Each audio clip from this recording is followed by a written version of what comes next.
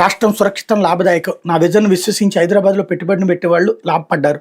Tourism tech AI 2.0 కాంక్లేవ్లో CM Chandrababu. CM సమక్షంలో 10,329 కోట్ల విలువైన ఒప్పందాలు. నా విజన్ విశ్వసించి హైదరాబాద్లో పెట్టుబడులు పెట్టిన వాళ్ళు లాభపడ్డారు. ఏపీలో మీ పెట్టుబడులు సురక్షితం, ఇప్పుడే పెట్టండి, ఇప్పుడు కాకపోతే అవకాశం కోల్పోతారు, మీకు చక్కని అవకాశం అని ముఖ్యమంత్రి చంద్రబాబు పెట్టుబడిదారులకు పిలుపునిచ్చారు. విజయవాడలో టూరిజం టెక్ ఏఐ 2.0 కాంక్లేవ్ ముగింపు సభలో సీఎం శుక్రవారం పాల్గొన్నారు. పర్యాటక రంగంలో 10,329 కోట్ల విలువైన 82 ఒప్పందాలు ముఖ్యమంత్రి సమక్షంలో పెట్టుబడిదారులు, రాష్ట్ర పర్యాటక అభివృద్ధి సంస్థ మధ్య జరిగాయి.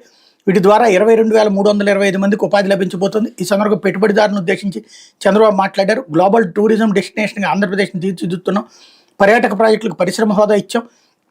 అన్ని యజాల కంటే టూరిజమే మిన్న దశాబ్దాల కిందట నేను చెప్పిన మాట నిజమవుతోంది. భవిష్యత్ అంతా పర్యాటక రంగాన్ని 1,00,000 పెట్టుబడితో 8 ఉద్యోగాలు సృష్టించే సామర్థ్యం ఈ రంగంలో ఉంది. ఐటీ, తయారీ పరిశ్రమలు, వ్యవసాయం కంటే ఎక్కువ మందికి పర్యాటక రంగం ఉపాధి కల్పిస్తుంది. పర్యాటక రంగంలో ఏపీ నెంబర్ 1 కావాలన్నది లక్ష్యం. దేశానికి టూరిజం మోడల్గా ఏపీ మారాలి. ప్రస్తుతం ఉన్న 20,000 హోటల్ గదుల సంఖ్యను వచ్చే 4 ఏళ్లలో 50,000కు పెరిగేలా చూస్తాం. ఈ రంగంలో ఎంఎస్ఎంఈ ప్రాజెక్టులు ప్రోత్సాహాలు ఇస్తాం. రాష్ట్రంలో 21 టెంపుల్, 2 బుద్ధిస్ట్, 25 థిమాటిక్ సర్క్యూట్లు ఉన్నాయి.